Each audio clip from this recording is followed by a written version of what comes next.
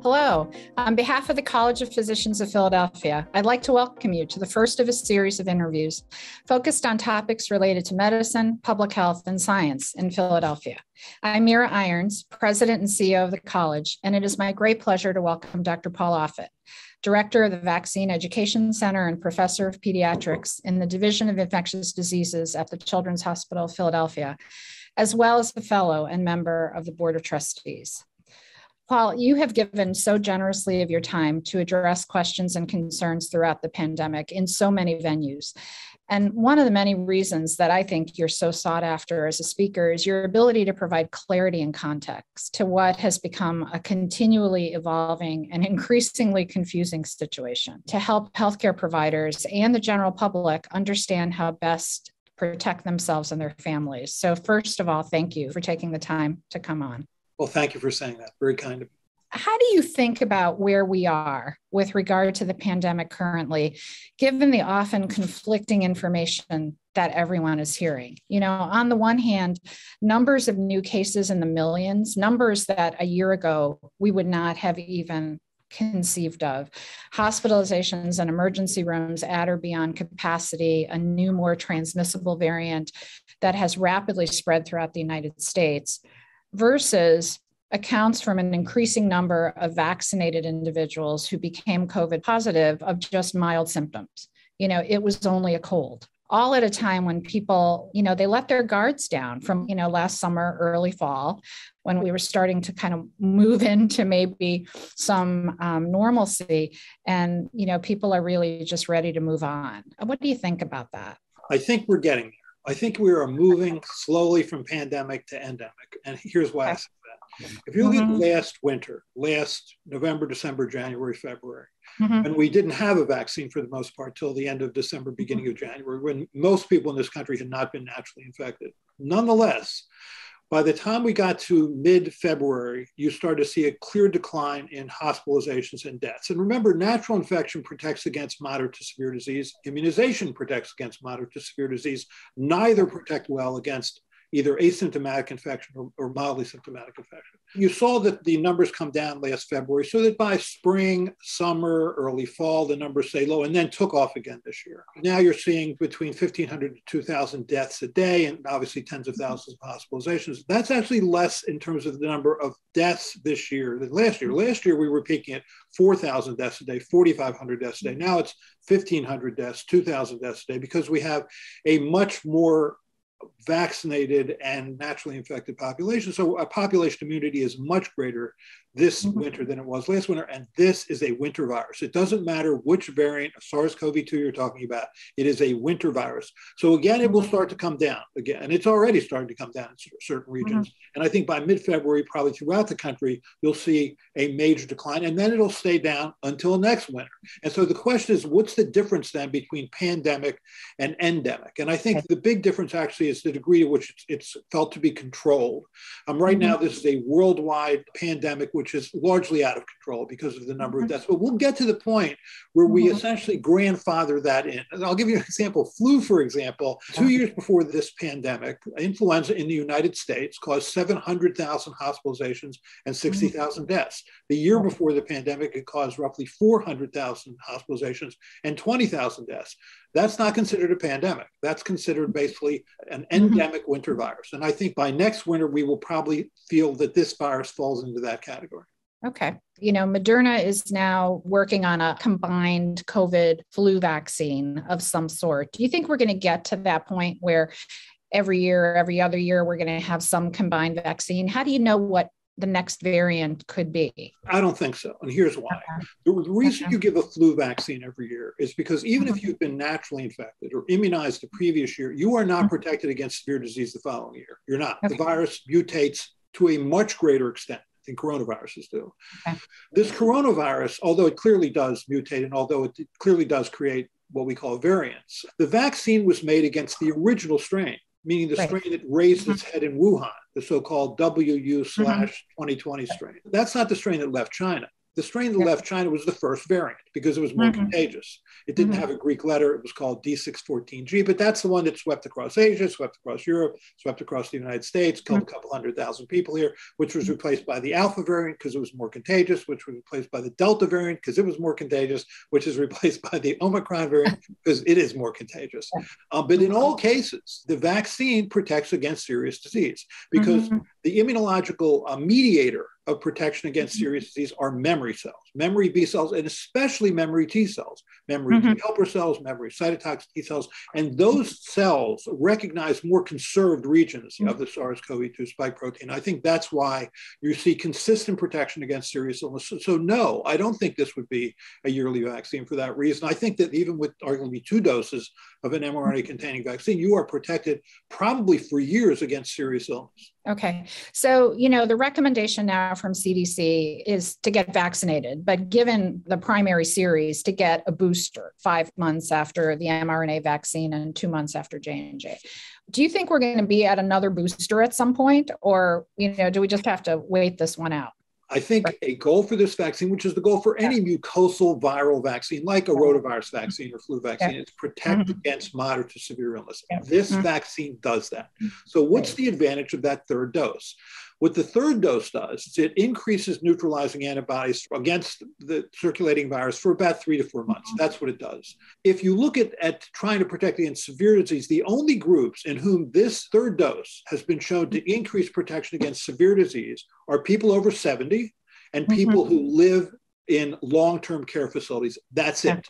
We've extended it to include people who have several comorbidities, or people over 50 who have several comorbidities. But I do not see why we are giving booster doses to healthy young people, nor does the World Health Organization, which just put out a statement that said exactly that. Israel now has given a 4th dose, and they've shown that while you get an increase in neutralizing antibodies, it's less than with the previous doses. I'd like to think we are going to get away from this booster dosing story because for the most part, for healthy people, 2 doses of mRNA-containing vaccines, for example, appears to provide long-term protection against serious disease. Now, also the group, so I don't forget them, who gets a 3rd dose, if you will, are people who are immune compromised, but I really think of them as having a 3-dose series. I feel like we're getting to the point where you're going to get this little punch card where, you get a free pizza after your 6th dose.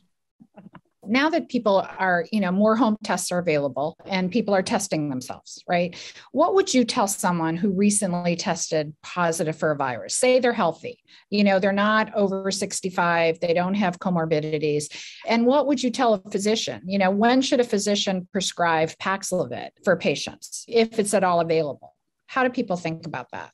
Right, so I think the Paxlovid story is a little easier. So Paxlovid, an antiviral, is the value in decreasing your chance of being hospitalized. Right. So I think the kind of person who should get Paxlovid is someone who is infected, who has disorder or comorbidities that put them at high risk of having a serious infection. Independent of whether they've been vaccinated. I know there have been some talk about just sort of prioritizing people who are unvaccinated as compared to people who are vaccinated. I think that's a bad idea. I think anybody who has a comorbidity that puts them at high risk should get it. Testing is a mess. I'm trying to think of a nice way of saying this, but what do you really want to know when you get a test? What you really want to know is, what is the quantity of infectious virus that I'm shedding? And does that quantity correlate with infectiousness, contagiousness, if you will? Well, we don't have that test. That is not a commercially available test. What you have is an antigen test, which is a better test because at least it's detecting viral protein. But the degree to which that antigen test can be positive early in infection, and depending on where you get that test, whether you do it from nasopharyngeal swab or from saliva, and when in the process of that infection you're getting tested, is all quite variable. So it's a little messy. The PCR test, forget the PCR test. I mean, the PCR test detects viral genome. It doesn't detect whole virus at all, or even viral protein. So you usually shed infectious virus for about 5 to 7 days. So you're contagious really for that period of time. But you can be PCR positive for 3 months. So people that use PCR as a way to say, okay, now I can get out of quarantine is ridiculous. Worse, it's misleading, because if you've been vaccinated and you have mild illness, or you haven't been vaccinated and you have mild illness, your PCR testing will be the same, but not infectious virus. Infectious virus is excreted vaccinated at much lower quantities for a much shorter period of time if you're vaccinated. So my feeling about all of this is do what the CDC said a few weeks ago, which is if you're infected and you test positive as being infected, what you should do is you should quarantine yourself until you're asymptomatic, at least for 5 days. And if you're asymptomatic by day 5, then you can go out in the world.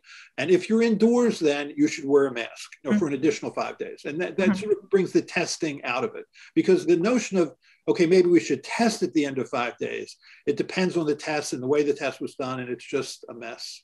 Okay. So since we're on testing and since you alluded to it, nasal swab or throat swab, is the FDA going to at some point say something about the antigen kits and how they perform with saliva versus a nasal swab? Right. So the most recent studies show that, at least for Omicron, that the saliva test is better than the nasal swab test. And it also depends on when in the infection you're getting that test done. Right. The way the FDA works is if something has been approved, if you will, to be used in a certain way, they don't like to sort of make it up after that. So they're much quicker to restrict that, even though they should. They'll argue that it's a safety concern. In other words, that this hasn't been approved for swabbing at the back of the throat, but it's been approved for nasopharyngeal swabbing. I think that's not a reasonable reason. That's where the FDA comes in. So it really should be the CDC that guides us. And if fantasies could come true in this whole pandemic, it would be this. I would love to see Rochelle Walensky out in front of the media every other day. Because the data you care about, meaning do the vaccines protect against Omicron, for how long, in which groups, when will we need a variant-specific vaccine? That all comes from the CDC.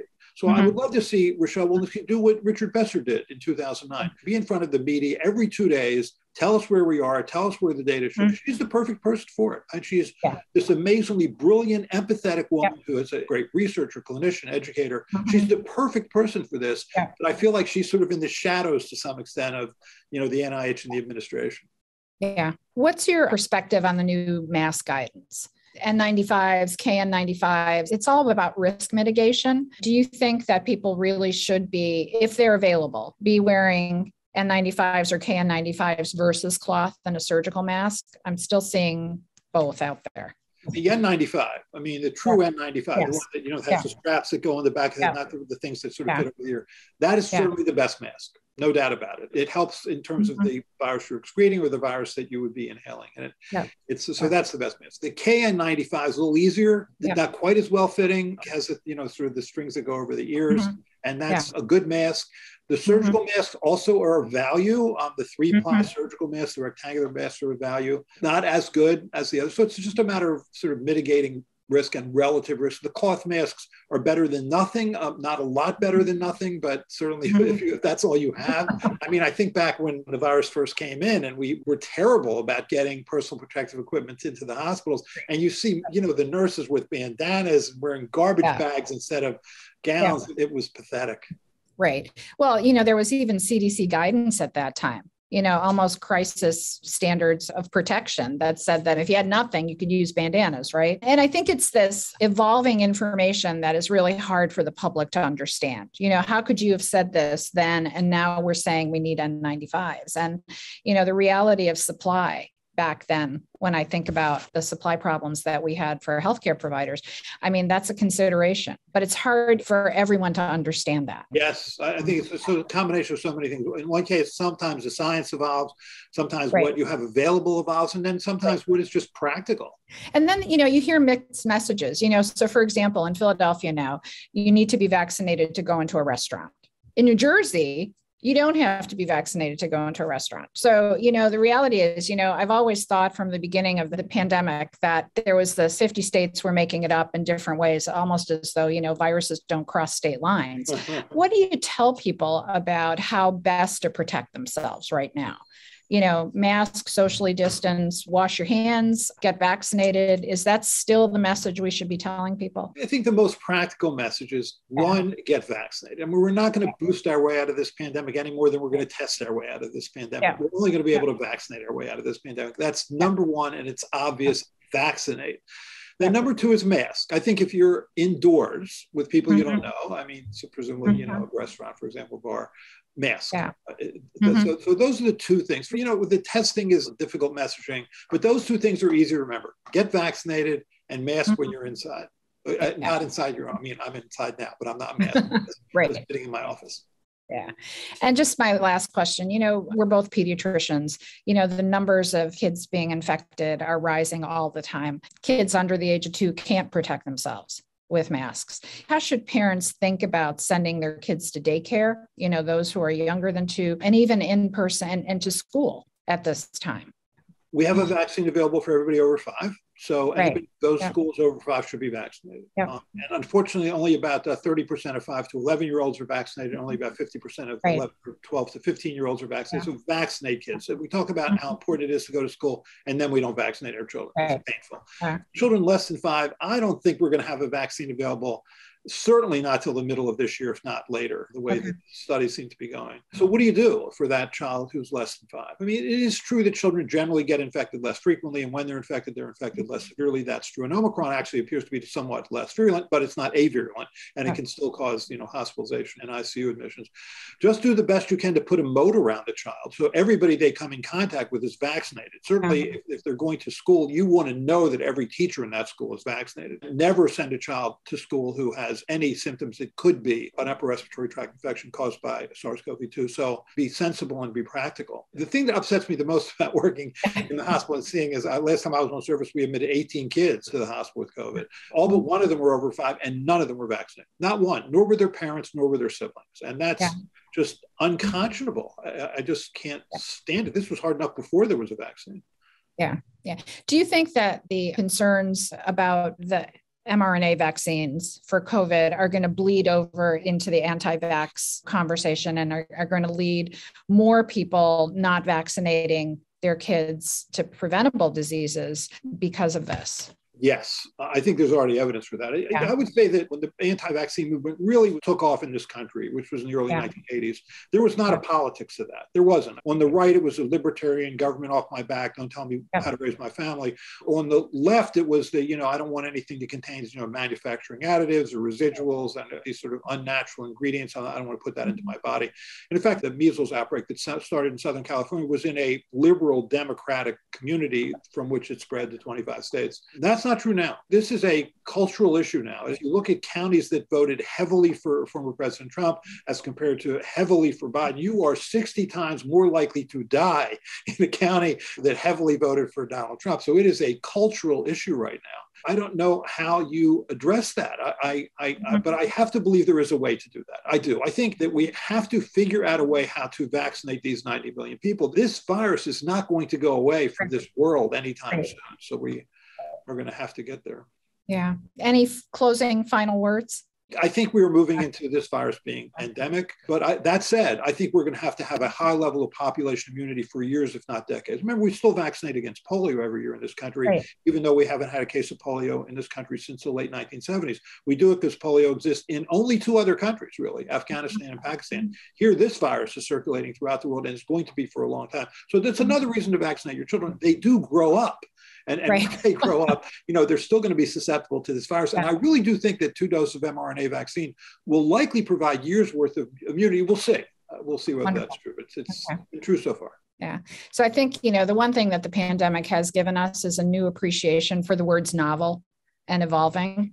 We used to just kind of throw those out, and now we really know what they mean. It certainly has been and will continue to be a journey. And thank you. Thank you once again for everything that you do to help physicians and patients and the public.